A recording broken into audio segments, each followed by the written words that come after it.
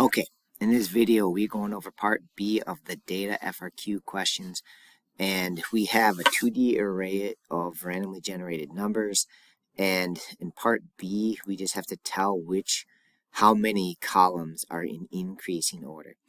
Okay, so they give a couple examples here, which kind of are helpful. I guess I should mention this first. So that it's a public method that returns an int, which is again just counting how many columns are in increasing order. Okay, so I pasted in the examples here. So basically, this one will return 1 because one of the columns, the first one, is in increasing order. It goes 10, 20, 30. Okay, and then these ones are not in increasing order. Neither are these. Okay, and then this one returns 2 because this first column here is in increasing order. It goes 10, then to 20. And then this one's also considered increasing because I guess they stay the same. So it counts, whereas this one is not, and this one is not. Okay, so kind of the strategy here is you've got to check them column by column, which means my outside loop is actually going to be column. So I'm going to have a C variable that's going to loop across the column starting at 0. Okay, sorry, I should label these. This is 0, 1, 2. Okay, and then I'm going to do another inside loop for the row. So for each column, I'm going to loop the row and check for increasing. Okay, so normally I do my row loop on the outside, but this time the column loop's on the outside, and then for each column, I'm going to check along the row. And basically, the way I do it in my code here in a second is you'll see I start I at 1, and then just check if the one I'm on is bigger than the one that I came before, which I guess this is R. I'm not going to use I, I'm going to use R. So I'm going to still R at 1 and then check it against R minus 1. Right? Check the one before to see if I am bigger than the one before. And if I'm not, then it's going to be false. And if it stays increasing all the way to the end, then it's true, and then it plus 1 to count. Okay, and kind of importantly, R does go all the way here.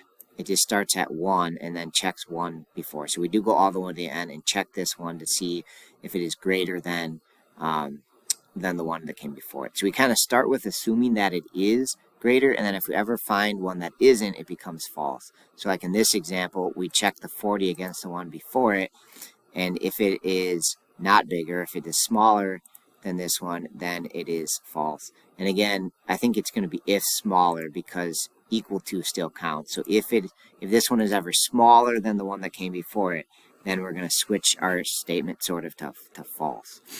Okay, so let's take a look at the code here quick. Here's part B, and it is just accounting how many. Sorry, I'll move this up so we can see it a little bit better. So I'm going to make int count equals 0, and that's what I'm going to return at the very end. And I'm going to return how many columns are in increasing order. So I'm going to return that at the end. And then again, I'm going to loop through the columns on the outside. So I'm going to do my column of 0. C is less than the number of columns, which is grid position whatever dot length plus C. All right, so dun, dun, dun, dun, dun, dun, dun, dun, dun. That's the number of columns. And remember, grid is just our 2D array here. Okay, and then for each column, I'm going to loop through the rows. But the difference is I'm going to start R at 1. Again, because of you're just starting here and checking the one that came before R minus 1. So we don't want to start at plot 0, because if you try to check the one before that, it'll be indexed out of bounds. So I'm going to start R at 1. And then go R less than grid.length plus R.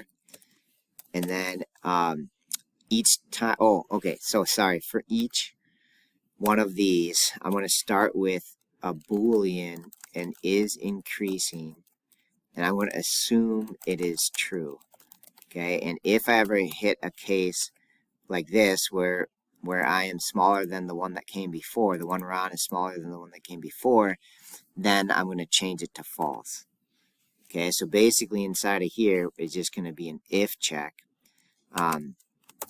If let's check the grid, if the spot I'm on, RC, is smaller than the one that came before it. So grid R minus 1. So go to the row before it. Same column, but just the row before it, right? That's what this is. This one would be like the same column, but one row less. So if that is ever less, if the one I'm on is currently less, then I want to set is increasing to false because it's no longer increasing. Okay, and then we're going to do that all the way down the row. So for each, all the way down the column. So for each column, we're going to assume that it is increasing, loop down the column, which actually changes the rows. As weird as that seems, the row changes. The column stays the same, but the row changes. So we loop down the rows, go down the column, and check to see if we're ever less. And if we are, then we set it to false. And then inside of this for loop here, we're going to do an if check. So if it still is increasing, if that never changed, so if this is true still, then we're going to do plus plus to the count. Okay, and that will go through each one and count how many columns are increasing. And then we just got to return that at the end. Okay, and again, you do all of this inside of this loop because that is for each column we do this. We check if it's increasing, and if it is plus plus the count, return it at the end. Okay, hopefully that makes sense. Thanks for watching.